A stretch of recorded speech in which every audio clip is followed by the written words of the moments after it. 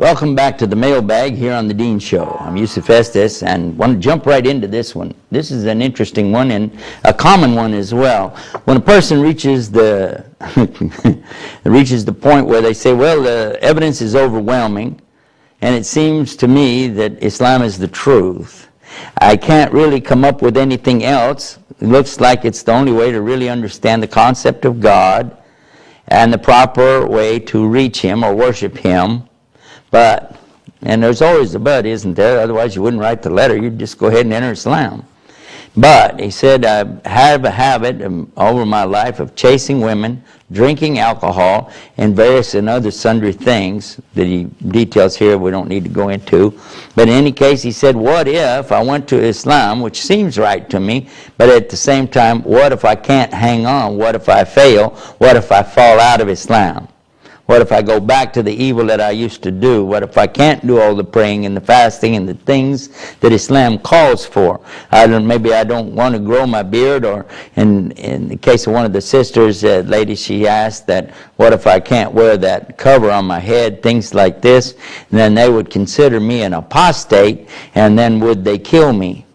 And I'm going to tell you, I don't mean to laugh because I know that it's a serious question, but the reason I'm chuckling is because I went through the same thing myself. When I came into Islam, I said, wait a minute, guys, I don't know this. You guys are praying 5 times every day. What if I forgot to pray? You know what would happen then? And you're talking about fasting. You're talking about not eating, not drinking, not enjoying some of the things I take for granted every day. You want me to give that up for a whole month out of every year?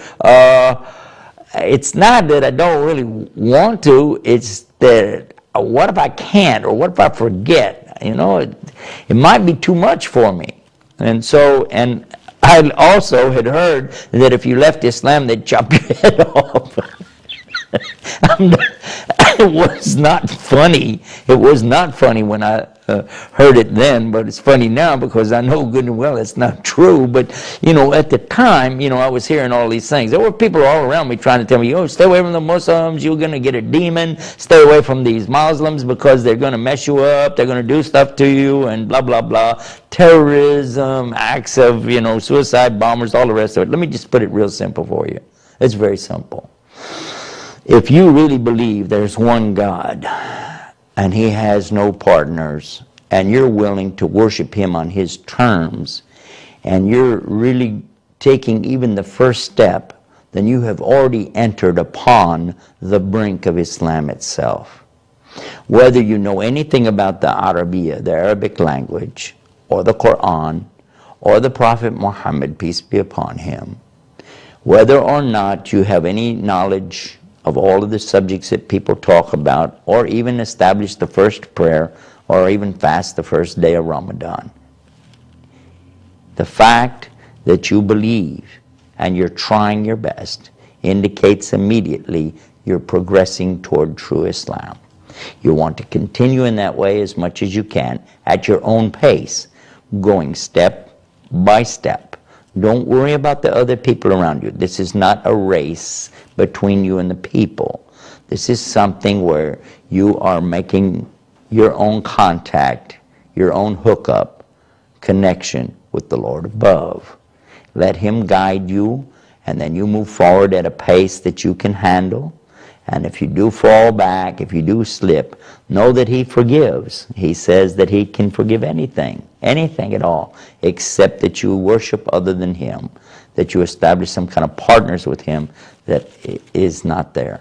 So keep that in mind, and then do this. Go in your heart and pray and say, oh Lord, I know that you exist, and I know you created me, and I want you to give me the best for me. Guide me to the truth. And if there is a God, then for sure He'll know, and He'll take care of you. It's up to Him. He's the only one that guides. He says in the Quran, you don't guide those whom you love, but it's the Lord above who guides to this straight path whoever He wills. With that, we'll turn you back over to the Dean Show, and until next time, peace. Assalamu alaikum wa rahmatullah.